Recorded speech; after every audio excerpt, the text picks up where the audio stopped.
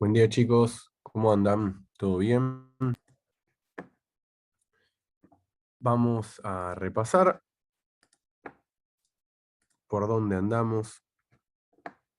Hoy nos toca ver lo que es patología hepática y anal.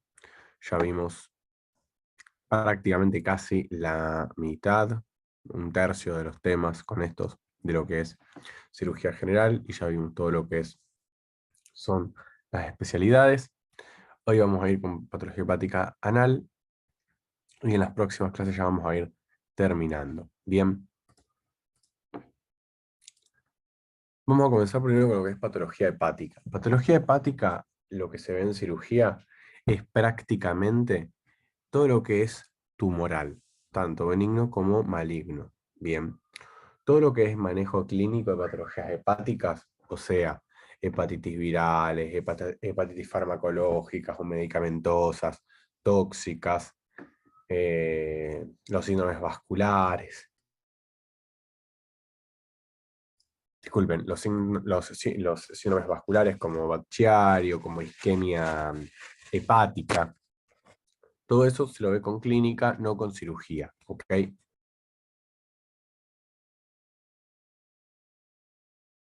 Acá entonces vamos a ver todo lo que es patología tumoral. Vamos a irnos obviamente en los tumores benignos y tumores malignos. Bien,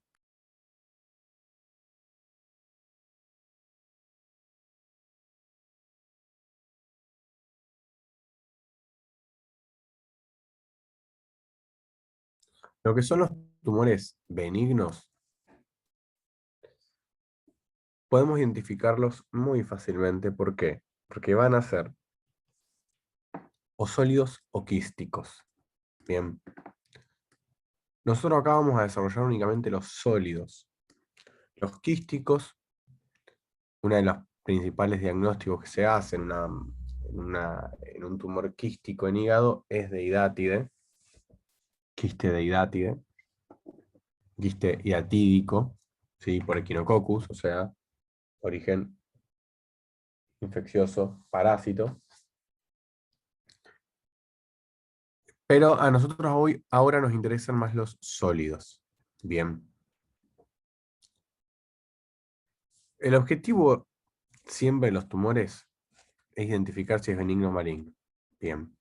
Y a su vez, ¿qué tipo? Porque hay ciertos benignos que tienen comportamiento muy, muy, muy benigno, y hay otros benignos que tienen comportamiento muy agresivo. Y obviamente los malignos hay que tratarlos.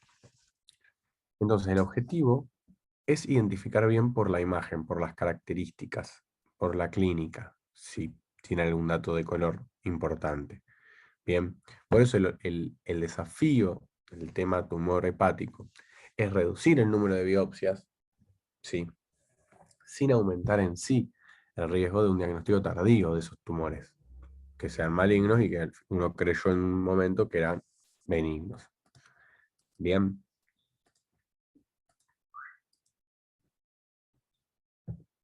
lo que respecta a tumores benignos tenemos tres grandes grupos, los que son los hemangiomas, la hiperplasia nodular focal y el adenoma hepatocelular. Bien, el hemangioma es, por lejos, el más frecuente de todos. O sea, el tumor benigno sólido es el más frecuente de todos. Está formado por células epiteliales y endoteliales, por eso hemangioma, o sea, por eso el origen que tiene, ¿sí? De vasos. Todo lo que hace es un tumor muy, muy intrincado entre vasos, sí que están dilatados. Aún hay un predominio 3:1 en relación a hombres y mujeres, y suele ser más frecuente arriba de los 30 años. Bien. Ahora, ¿cuál es la historia natural de la enfermedad? La historia natural de los hemangiomas es que algunos de estos, al ser tumores, como todo un ovillo de vasos, tiene riesgo a las dos cosas que pueden ocurrir con los vasos, los dos extremos, que se rompan y generen hemorragias, o que ese flujo turbulento, esa éstasis, genere trombosis. Bien, o sea, tiene posibilidad de hacer ruptura y tiene posibilidad de hacer trombosis.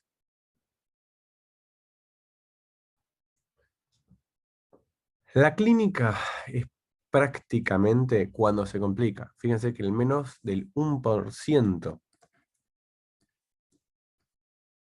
de los hemangiomas o genera una hemorragia o genera una trombosis. Entonces, prácticamente la clínica es totalmente asintomática, excepto en estos pocos casos, muy pocos casos, yo diría mínimo, en los que hay algún fenómeno de compresión, alguna trombosis, una hemorragia, algún sangrado. Bien, entonces, muy poca clínica. Por lo general, todos los tumores dan muy poca clínica. ¿Cómo vamos a llegar a un diagnóstico? Lo primero que se va a pedir es la ecografía. La ecografía, que es bien característica, tiene lesiones hiperecoicas,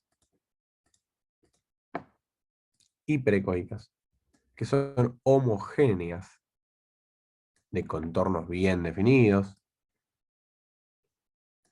sin cápsula. Bien, bien. Eso es lo más característico, ¿sí?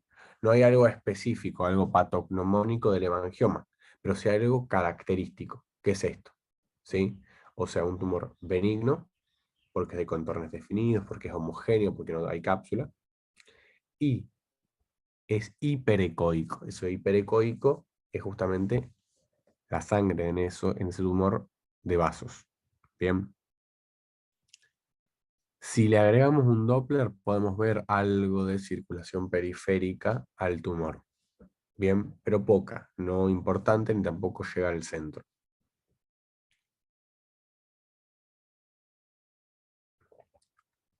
En la tomografía vamos a ver una lesión totalmente hipodensa, que está bien circunscripta, que está con los bordes bien definidos, que si se hace contraste, se va a ver ese realce en la periferia, ¿sí? Porque los vasos están en la periferia. Como lo veo en el Doppler, también lo veo en la tomografía, ¿bien? Si a uno le generan todavía dudas, si uno todavía mm, no está seguro qué tipo de tumor es, lo que puede hacer es pedir una resonancia o llegar ya a la biopsia. Pero, pero, uno con estas características tendría que ya tomar conducta. Bien. Y por último, lo que es el tratamiento. El tratamiento en sí es meramente la observación. Bien. La indicación quirúrgica es muy rara del hemangioma y se la deja específicamente en los casos o muy sintomáticos que se hayan complicado, justamente, ¿sí? Que haya trombosis, que haya una compresión, que haya sangrado. Si no, la verdad que no. Bien.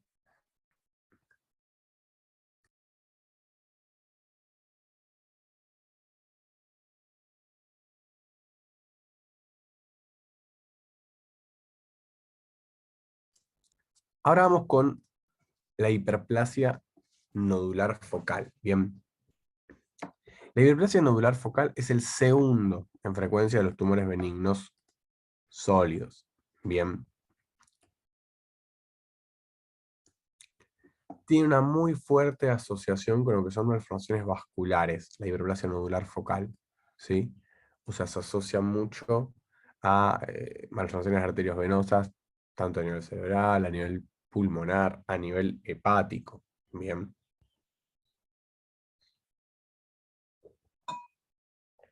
También se lo puede asociar a hemangiomas, ¿bien? También hay un predominio importante sobre mujeres y también tienden a ser asintomáticas. No hay una gran clínica de la hiperplasia nodular focal. Únicamente un 10%, acá un poquito más que los hemangiomas, dan clínica, que es una clínica totalmente inespecífica. Es un dolor referido en hipocondrio derecho, o en mi abdomen superior, ¿sí? Inespecífico, que luego de múltiples, digamos, consultas por cuadros de dolor abdominal, que no se llega a ningún diagnóstico, que es inespecífico, se trata de estudiarlo y ahí es cuando aparece en la imagen. El laboratorio, si uno pedía el laboratorio en un hemangioma, seguramente no había ningún parámetro alterado. En un laboratorio con una hiperpresión nodular focal, puede haber enzimas de coléstasis elevadas y bilirrubina por compresión, o sea, por esta hiperplasia nodular focal hace una compresión sobre los canalículas biliares y me hace un cuadro de coléstasis intrahepático. Bien. O sea, puede haber una elevación de lo que es fosfatasa alcalina, gamma-glutamil y 5-nucleotidas, enzimas de coléstasis. La ecografía sí se va a ver bien. Va a estar también muy bien delimitada, con bordes, con contornos bien definidos. Va a ser homogénea. Pero va a ser hipoecoica. No va a ser hiperecoica como era el hemangioma. Bien. En la tomografía se la va a poder observar mucho mejor. La hiperplasia nodular puede estar único o múltiple, o sea, puede estar en varios. Puede ser múltiple en el hígado. ¿Sí? Va a ser hipodensa, a eso es igual al hemangioma, en lo que es la fase precontraste. Porque luego, en la fase postcontraste, se hace muy vascular y no solamente en la periferia, sino más central. Si está más vascularizada hacia central, no tanto a periferia, no solo tanto a periferia, como el hemangioma ni la hiperplasia nodular. Bien, por eso vamos a tener una hipervascularización postcontraste. Y estudio que haya un realce mayor en fase arterial. Lo que respecta a la tomografía, vamos a encontrar que va a ser una lesión hipointensa en el T2, en la ventana T2, mientras que sea hiperintensa en ventana, perdón, hipointensa en T1 e hiperintensa en T2. Esto justamente también es por la cantidad de células, o sea, la hipercelularidad que hay en el tumor, que hace que sirva como contraste esa hipercelularidad en la ventana T2 en relación a T1.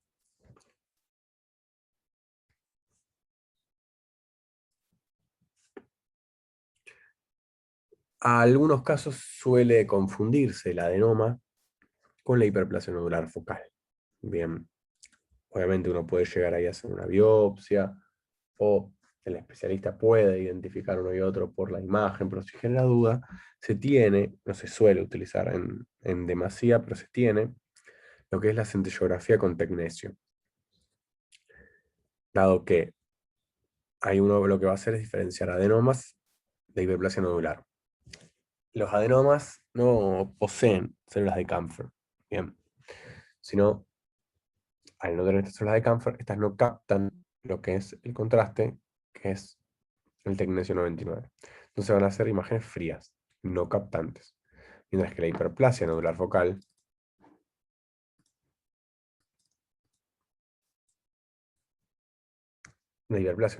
sí capta. ¿Por qué? Porque si hay presencia de células de Kampfer que captan el contraste, por ende van a ser imágenes calientes. Bien. Ahora, ¿qué otro tenemos? Tenemos el PET, tenemos la biopsia idealmente. O sea, lo último que vamos a tratar de hacer es la biopsia y se va a poder hacer. Sin embargo, acuérdense que estamos hablando de tumores sólidos que vamos a poder biopsiar. Un tumor quístico no lo vamos a poder biopsiar. Pero por lo general, con una ecografía, con una tomografía o resonancia, ya podemos acercarnos bastante al diagnóstico. Tratamiento de la hiperplasia nodular focal. Nada, absolutamente nada. Son lesiones que no tienen resolución quirúrgica y que prácticamente no complican y no malignizan. O sea, no tienen riesgo ni de complicar ni de malignizar. A diferencia del hemangioma que habíamos antes, que sí tenía riesgo de complicarse, pero no así de malignizar. Bien. Fíjense cómo el pronóstico cambia en cada una de estos tumores.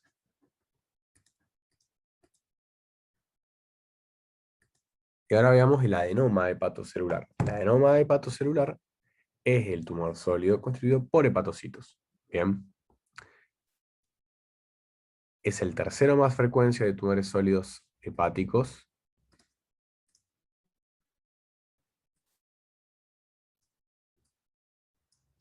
¿Sí? Y tiene una gran vascularización arterial. Y hay una gran asociación con relación hormonal. O sea, uno de los principales factores de los factores para su generación es la estimulación hormonal.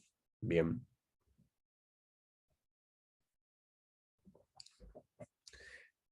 Hay una gran cantidad de receptores de estrógeno y de progesterona, ¿sí? En estos hepatocitos atípicos que están presentes en el adenoma. Bien. Hay una gran asociación de, una paciente que tenía un adenoma de por sí pequeño, que se lo controlaba y nada más, previo al embarazo, durante el embarazo, ese adenoma aumenta de tamaño. Bien, incluso persiste hasta 4, 6, 8 semanas postparto, ¿sí? Entonces, hay una muy fuerte asociación entre lo que son los cambios hormonales y los adenomas hepáticos o hepatocelulares. Bien. Además, muchos se diagnostican durante el embarazo, durante las últimas semanas del embarazo, incluso durante el puerperio. También hay asociación con fármacos que son androgénicos, con anticonceptivos orales. Esto es muy frecuente, ¿sí? Que los anticonceptivos orales se asocien con adenoma hepatocelular, con anabólicos, con enfermedades metabólicas, tanto diabetes 1 como las glucogenosis, la galactosemia, la tirosemia. Pero fíjense que el principal factor son los anticonceptivos orales.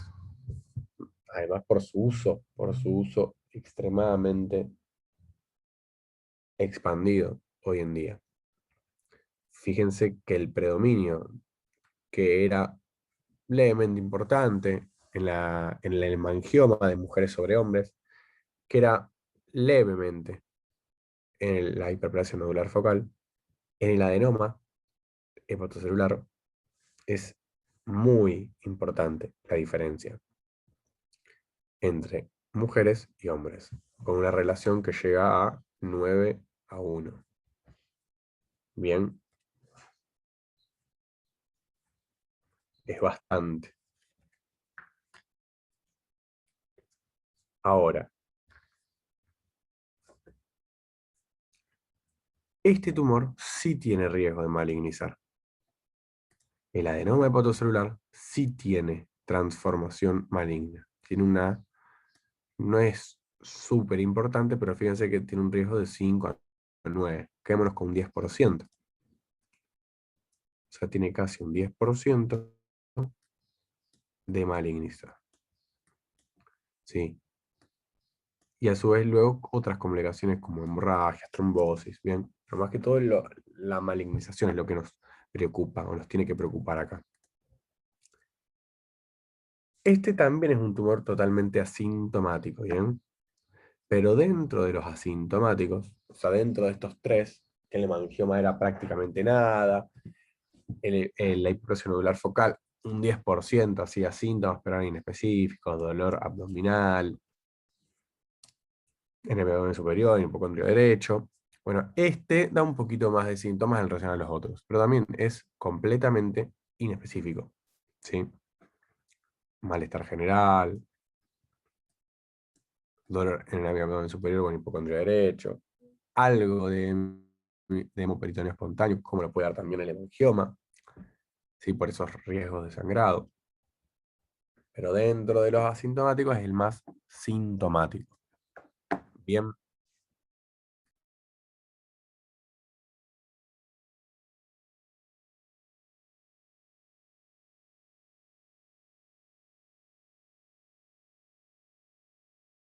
Ahora, por su crecimiento puede generar compresión y puede aparecer algún patrón de coléstasis y elevación de bilirrubina. Puede haber degeneración maligna y empezar a elevar las alfa-fetoproteínas. ¿Por qué? Cuando uno habla acá de malignizar, ¿qué es? Que este adenoma pase de ser un adenoma hepatocelular a un carcinoma hepatocelular, ¿sí? Al tumor maligno más frecuente de hígado.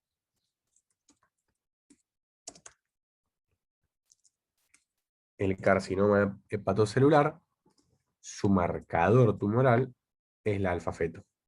Entonces puede elevar la alfa-fetoproteína. Entonces tener una alfa-feto elevada en un adenoma me estaría indicando que posiblemente haya una conversión a un tumor maligno. En la ecografía, el adenoma hepatocelular se lo va a ver isoecoico al parénquima. Eso es súper importante. Fíjense cómo el hemangioma era hiperecoico, la hiperplasia anular era hipoecoica y el adenoma hepatocelular es isoecoico. Bien. Ahora, no va a ser homogéneo, va a tener heterogeneidad en relación a ese parénquima, ¿sí? Pues sería isoecoico y homogéneo y no se vería. Y además tiene contornos bien definidos. Obviamente, si a esto se le agrega varía, contornos menos definidos, irregulares, espiculados, mayor heterogeneidad, hipo o hiperecoico. Bueno, ahí vamos a hablar ya de una malignización y vamos a hablar de carcinoma, que es lo que viene ahora. Más allá del laboratorio y de la ecografía, la tomografía va a mostrar una lesión que está muy vascularizada, más que todo en fase arterial, que pueden ser o hipodensas o hiperdensas, ¿sí? En lo que es la tomo pueden ser cualquiera de las dos, que eso va a depender justamente de el nivel de necrosis que haya, el nivel de sangrado que haya, de hemorragias, la cantidad de grasa que haya, o sea, si algún hígado que de por sí tiene una esteatosis hepática y se le agrega un adenoma que es frecuente,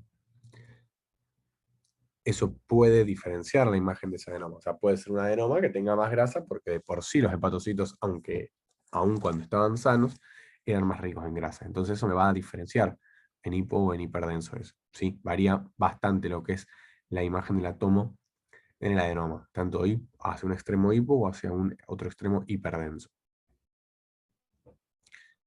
La resonancia es la más útil de todas para el adenoma, ¿sí? Porque puede identificar muy bien la lesión, puede diferenciarla bien de un carcinoma hepatocelular, ¿sí? Y característicamente va a ser una imagen bien hipointensa en T1 e hiperintensa en T2, como la mayoría de los tumores acá, ¿bien? Pero no solo digamos, la intensidad en una ventana o en otra es lo que nos permite identificar, sino otras características de esa lesión que permite identificar si estamos ante un tumor benigno o maligno o un benigno con mayor posibilidad de malignizar. Y por último, se puede tener, obviamente, la posibilidad de hacer una biopsia, ¿sí? Con una punción aspiración con aguja fina, siempre guiado por tomografía, si es posible. El tratamiento del adenoma hepatocelular siempre es la resección quirúrgica, a diferencia de los otros. Siempre hay que hacer una resección. ¿Por qué? Porque acá hay una altísima posibilidad de por un lado, malignizar, y por otro lado, complicaciones hemorrágicas, sangrados. Bien. Entonces, recordemos, hemangioma, hiperplasia nodular focal y adenoma hepatocelular. Súper importante en cada uno de estos, diferenciar bien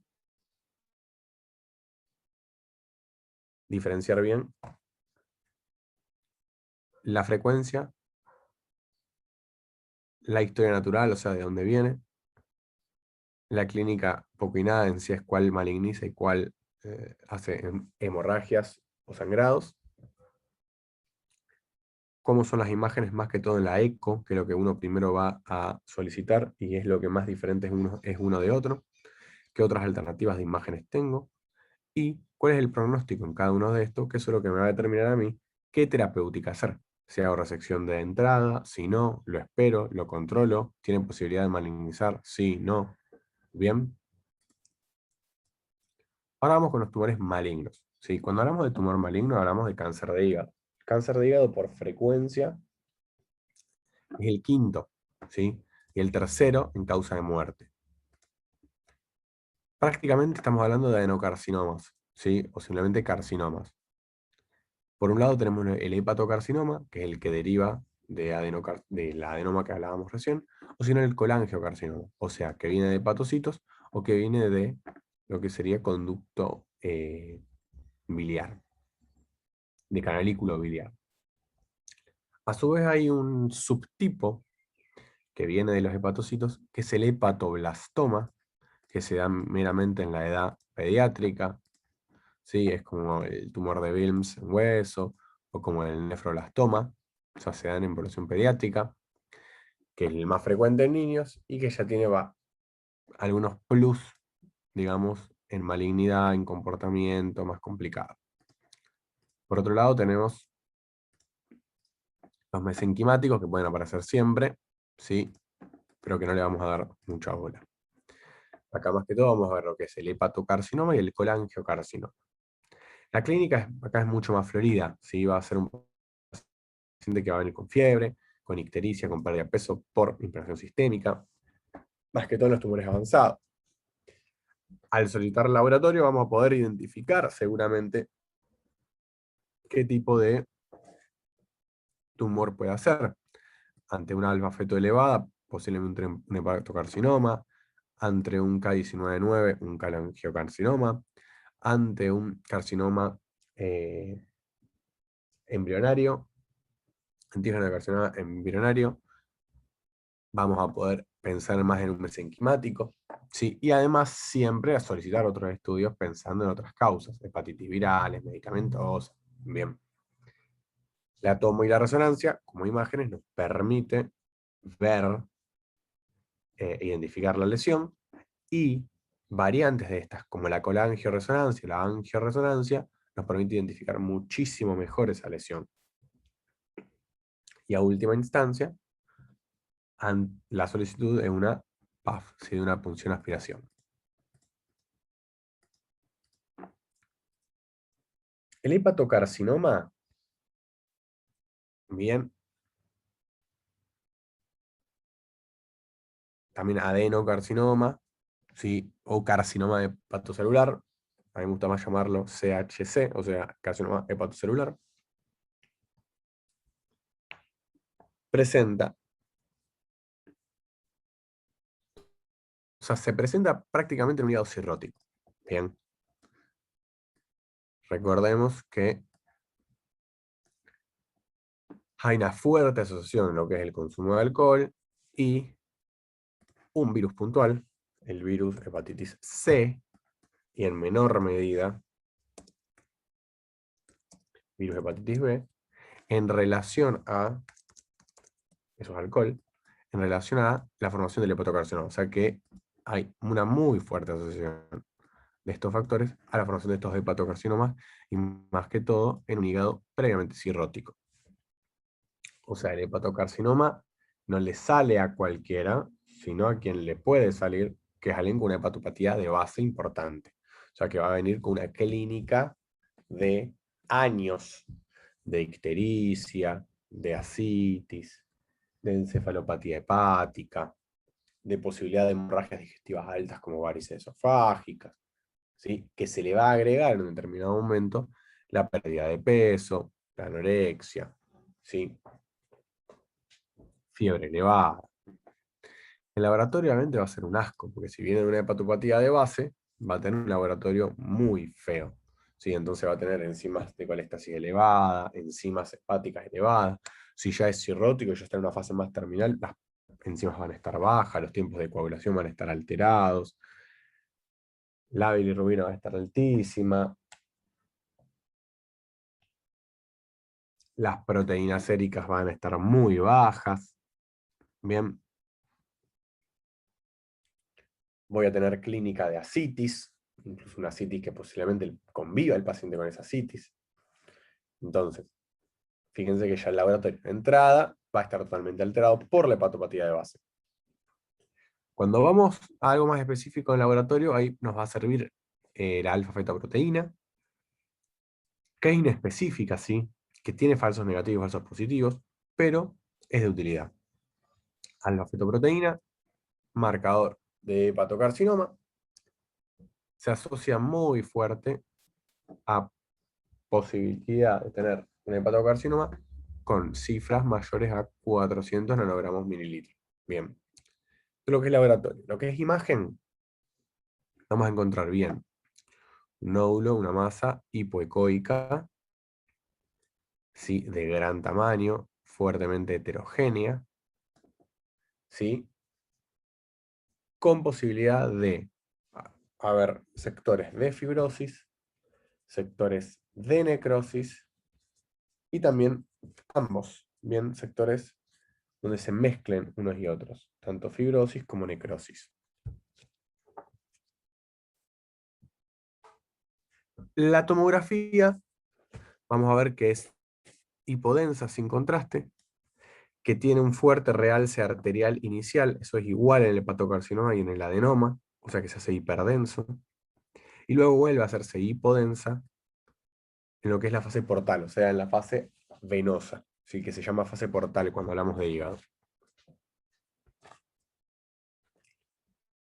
A veces puede ser útil también la resonancia, la angiografía con finalidad terapéutica también, pues se puede embolizar, pero por lo general, ¿qué ocurre?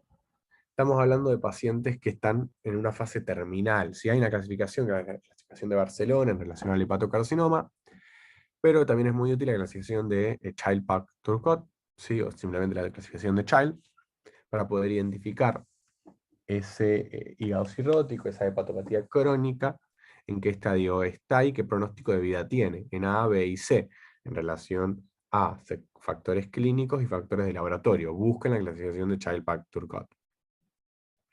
En los casos de un child A, o sea que es un hígado no cirrótico, pero una hepatopatía, perdón, en los casos de un hígado cirrótico o una hepatopatía crónica, que sería un child A o un hígado no cirrótico, o sea, una hepatopatía crónica no cirrótica o un cirrótico en child A, que es el estadio inicial, se hace la resección hepática, ¿sí? Se hace la resección de ese tumor.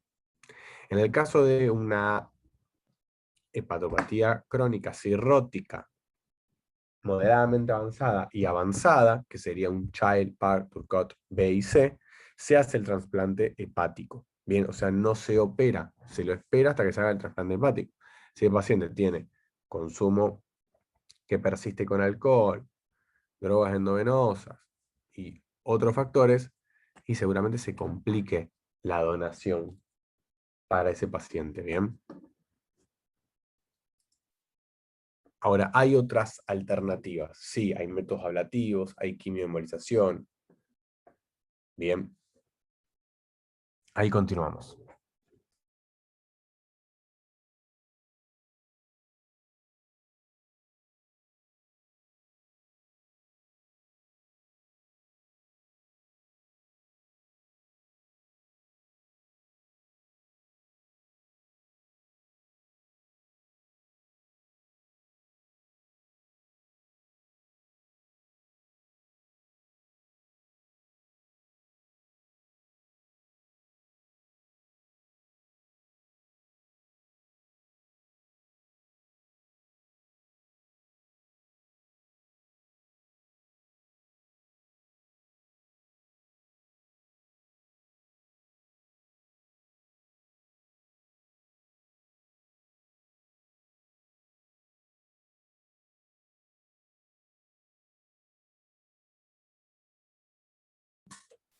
Bien, disculpen. Bien, entonces, esto, hepatocarcinoma. Vamos ahora con colangiocarcinoma. Bien, más que todo el intrahepático. El extrahepático lo vamos a ver después con patología biliar, ¿sí?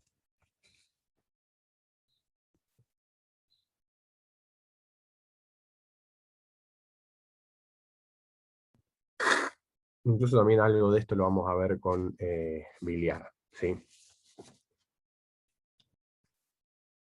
Va. Sí. Entonces, muy poco frecuente el intrahepático, más que todo es el extrahepático.